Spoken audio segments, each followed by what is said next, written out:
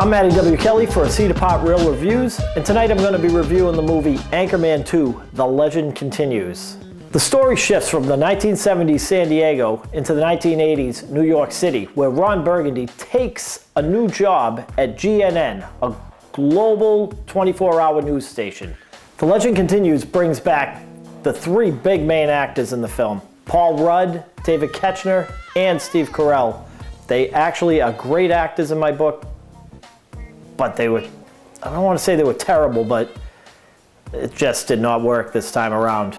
Also returning is Veronica Corningstone, aptly played by Christina Applegate. Everybody loves Ron Burgundy. I mean, how can you not? He has been stuffed down our throat for the past 6 months. Ron Burgundy's been in car commercials, he's been on local news stations, he's been on ESPN, he's been everywhere. I think it was overkill, and trust me, we all have our own opinions, but I think if you go and see this movie, you're gonna walk out and be like, what the hell did I just, what the hell did I just watch?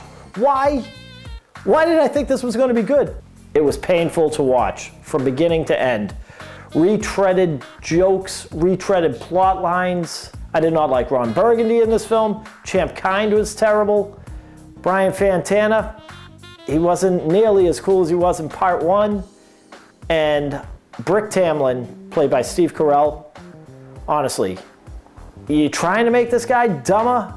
I mean, you can't get any dumber than this. These jokes were all regurgitated. You might as well just watch part one again if you want to see a good Anchorman film. I mean, how many times can you do the Sex Panther joke and just change it up a little? Or how many times can you play the piccolo and barely even change it? That's Yaz flute. All I know, they just threw this piece of junk together and said, hey, let's stuff this down the consumer's throat and we'll make money. I know that everyone will go out and see it. You're gonna have to make your own opinion on this, but I'm only one movie reviewer. I did not like this film. I go, I watch, I try and laugh. I actually forced myself to laugh at a couple jokes because I wanted to like it so much. The story was unrealistic. It was just not fun to watch. I'm going to tell you the truth right now, and it's probably bad for a professional movie review to say, but I actually fell asleep for about 15, 20 minutes in this film. This movie cost $50 million to make, but it will make $100 million on opening weekend. No doubt. Most likely will probably make $120 million.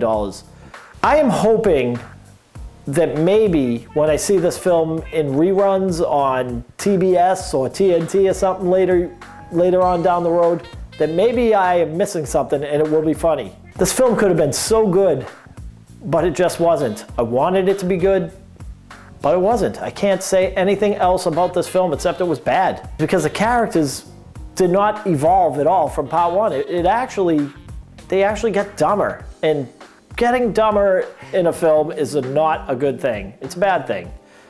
You didn't see Boba Fett get dumber in part two or part three, did you? Although Boba Fett did die in the Sarlacc pit, so maybe, but Star Wars is a million times better than Anchorman 2, The Legend Continues. Honestly, The Legend should just end right here. Please, put us out of our misery. I'm Matty Kelley for A Seat Apart Real Reviews. Hit the flicks. Well, thank God for Meryl Streep. She didn't have a cameo in it.